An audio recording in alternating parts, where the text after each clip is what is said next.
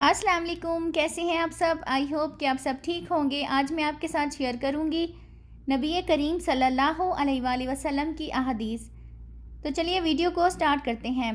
آقا کریم صلی اللہ علیہ وآلہ وسلم نے فرمایا، زیادہ نہ سویا کرو، زیادہ نیند یادداشت کو کمزور بنا دیتی ہے۔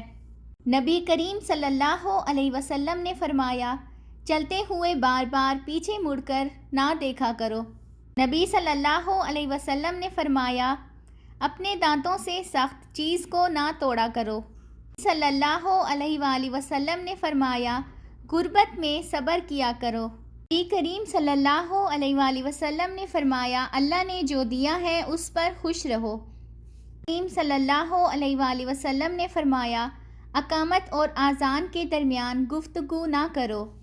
نبی صلی اللہ علیہ وآلہ وسلم نے فرمایا، ان لوگوں کے درمیان نہ سویا کرو جو سونے سے قبل باتیں کرتے ہیں۔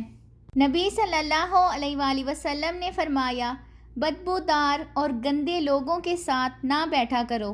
صلی اللہ علیہ وآلہ وسلم نے فرمایا، اندھیرے میں مت کھاؤ۔ نبی صلی اللہ علیہ وآلہ وسلم نے فرمایا، کھانے کو نہ سونگھا کرو، کھانے کو سونگھنا بد تہذیبی ہوتی ہے۔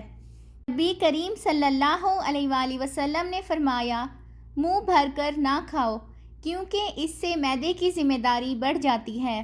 صلی اللہ علیہ وآلہ وسلم نے فرمایا، نماز کے دوران آسمان کی طرف مت دیکھا کرو۔